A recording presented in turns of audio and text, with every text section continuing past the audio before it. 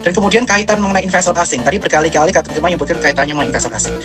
Investor asing di Jumat lalu, Bloomberg menuliskan kaitannya mengenai tren sell Indonesia, terutama kaitannya mengenai statement dari P2 Asset Management, kaitan mengenai mereka udah exit dari Indonesia dari akhir 2024. Akan tapi hari ini kebalikannya, ada aksi dari sosial media katakan sell Singapura. Karena mengapa? Karena akibat kebijakan CSI satu pintu tadi itu, ini paling merugikan Singapura, kaitannya mengenai CPO, terutama dan juga batubara. Bagaimana tanggapan Kapten Gemma? Karena semalam juga ada video Kapten Gemma mengenai hal-hal seperti ini, Kapten Gemma. Saya penasaran.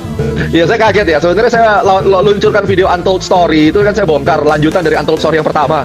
Ya, saya kaget dan respon masyarakat langsung menanggapi video itu dengan membuat hashtag sell Singapura. Itu bukan saya sebenarnya. Saya mohon maaf juga buat teman-teman di Singapura. It's not me who put the hashtag sell Singapore. Tidak. Saya hanya membuat analogi dan juga analisis bagaimana money flow itu berlari gitu ya.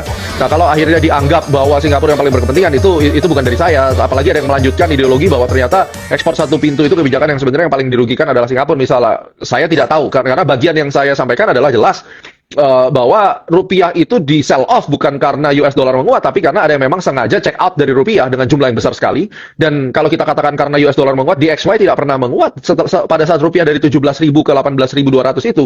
US dollar index atau DXY itu di situ-situ saja. Tapi kenapa terjadi sell off? Nah, ketika terjadi sell off di satu mata uang, berarti uangnya ini harus dipindah. Saya putar kok nggak ketemu.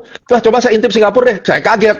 Nah, hari itulah saya bikin satu teori kan, bahwa ternyata rupiah itu melemah bukan karena US dollar menguat. Karena saya cek euro terhadap US dollar, euronya menguat. Swiss franc menguat terhadap US dollar. Yang melemah itu cuma kita sama Jepang yen. Nah, terus duit kita kemana? Ternyata Singapura terhadap Indonesia itu kuat sekali. Sampai tembus 14.000 kan. Artinya, duit kita di sell, duitnya dipindahin ke Singapura. Terus saya intip lah pasar modal Singapura juga lagi kenceng banget di push. Banyak uang masuk dari Amerika ke Singapura. Pertanyaannya ada apa? Kenapa orang berbondong-bondong masukin ke Singapura?